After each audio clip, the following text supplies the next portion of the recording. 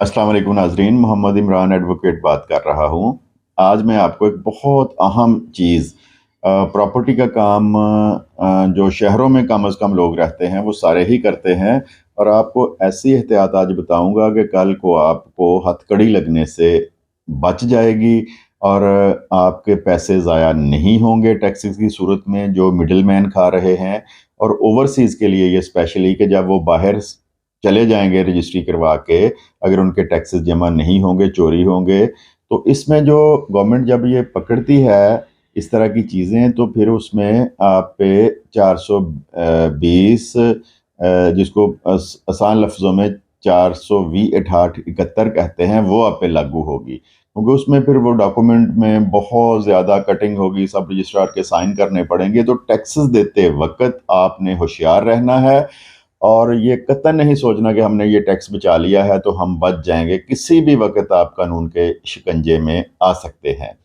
तो चैनल को लाजमी सब्सक्राइब करें, इंशाल्लाह इसी तरह की वीडियोस आपके पास आती रहेंगी। अब हम मौजू की तरफ आते हैं कि हम किस तरह कर उनके शिकंजे में आ सकते हैं। तो नाजरीन, जब आप डॉक्यूमेंट रजिस्टर्ड करवाते हैं तो 2023 का जो 22 और 23 का टैक्स ईयर है, इसमें गवर्नमेंट ने टैक्सेस बहुत ज़्यादा बढ़ा दिए हैं। जो पुराना इससे पिछला टैक्स ईयर था उसमें जो जायदाद फरोख्त करता था, अगर उसने 4 साल जायदाद होल्ड की होती थी तो वो उस पर कोई टैक्स नहीं लगता था, जिसको विद होल्डिंग गेन टैक्स कहते हैं। तो अब गवर्नमेंट ने इस टैक्स ईयर में ये किया है कि 14 अगस्त 1947 से लेके आज तक, टिल आज तक, जिसने भी प्रॉपर्टी खरीदी हुई है, जब वो फरोख्त करेगा तो उसके ऊपर गेन टैक्स अदा करेगा। फाइलर के लिए वो 2% है और नॉन फाइलर के लिए 4% है। इसी तरह खरीदार पर भी ये लाजम कर दिया है। खरीदार का तो बेड़ा ही बहा दिया है ना उन्होंने, जिसे कहते हैं पट्ठा बिठा देता। तो खरीदार जो है उस पे नॉन फाइलर पे 7% और फाइलर पे 2% वो टैक्स लागू होंगे। तो उसका रिजल्ट क्या है कि फैसिलिटेटर दरमियान में आ गए हैं, कुछ वकला, कुछ वसीका नवीस, कुछ मिडिल मैन। वो फिर आपको आपको एक चक्कर देते हैं, जी कोई इसको ना जमा करवाएं, ये इसका फ़ायदा आपको फ़र्द मिल जानी है, इसका फ़ायदा कोई नहीं है। हालांकि ये बात आपने याद रखनी है, वो टैक्सेस आपको किसी न किसी दिन हथकड़ी लगवा सकते हैं, आपका अकाउंट ब्लॉक करवा सकते हैं, आपकी प्रॉपर्टी को नीलामी में ले जा सकते हैं। जो भी डॉक्यूमेंट रजिस्टर्ड होता है उसका एक दफ़ा ऑडिट ज़रूर होता है। ये ओवरसीज़ भी ये बात सुन लें कि वो आते हैं, प्रॉपर्टी लेते हैं या फ़रोख्त करते हैं और बाहर चले जाते हैं, जी हम बाहर चलेंगे, हमें तो कुछ नहीं होगा। लेकिन कानून की नज़र में उनका आईडी कार्ड आ जाता है। अगर पर्चा होगा तो वो फिर मौजूद नहीं होगा, और अदम पैरवी की सूरत में आप इश्तिहारी हो जाएंगे। जब आप लैंड करेंगे पाकिस्तान में तो फिर आपको हथकड़ी लग सकती है। तो ये आपने बात याद रखनी है कि आपने रजिस्ट्री करवाते वक्त जो टैक्सेस हैं वो आप 100% कोशिश करें कि खुद अपने वाजबात, फरोख्त कुनिंदा और ख़रीद कुनिंदा, खुद अपने वाजबात बैंक में जमा करवाएं। आपने किसी मिडिल मैन के चक्कर में नहीं आना। जो मैंने आजकल देखा है, जो कम से कम फैसलाबाद की हद तक प्रैक्टिस है, यहाँ पे जब से टैक्सेस की शरह बहुत ज़्यादा बढ़ी है उतनी चोरी बढ़ गई है।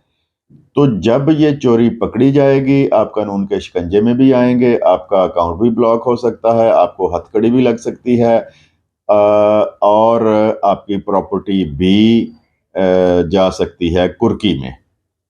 ये याद रखना है कि कोई डॉक्यूमेंट ऐसा नहीं है जिसका ऑडिट नहीं होगा, जो ऑडिट से नहीं गुजरेगा। वक्ती तौर पर फ़र्ज़ करें आप 1 करोड़ की प्रॉपर्टी लेते हैं, तो अगर आप नॉन फाइलर हैं तो उस पे आपने सिर्फ एफबीआर का जो टैक्स है उसकी मद में 7 लाख रुपया अदा करना है। अगर आप फाइलर हैं तो 2 लाख रुपया अदा करना है। मैं 1 करोड़ मालियत की बात कर रहा हूँ। अब मैं आपको समझाने के लिए ये बताता हूँ कि लाख रुपए की है तो 7,000 नॉन फाइलर होने की सूरत में और 2,000 फाइलर होने की सूरत में आपने टैक्स अदा करना है। यानी 7% और 2%, ये खरीदार की बात हो रही है।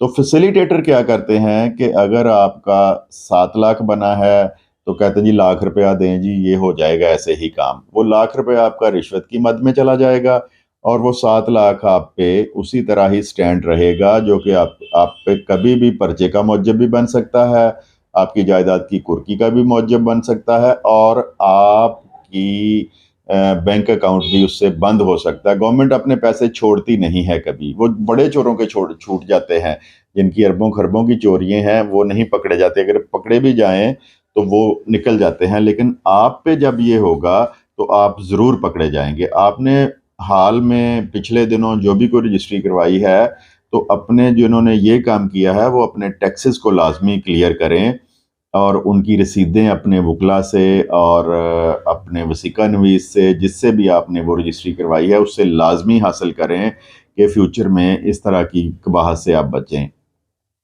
اسی طرح جیسے میں نے بتایا کہ بیچنے والا جو تھا اس کے ذمہ پچھلے ٹیکس ایئر میں 4 سال کے بعد کوئی پیسہ نہیں ہوتا تھا، اور اگر 4 سال سے اندر تھی تو اس صورت میں فائلر 1% اور نان فائلر 2% ٹیکس پے کرتا تھا۔ اب گورنمنٹ نے کیا کیا ہے بیچنے والے کے لیے یہ کیا ہے کہ نان فائلر ہونے کی صورت میں 4% اور فائلر ہونے کی صورت میں وہ 2% ٹیکس ادا کرے گا۔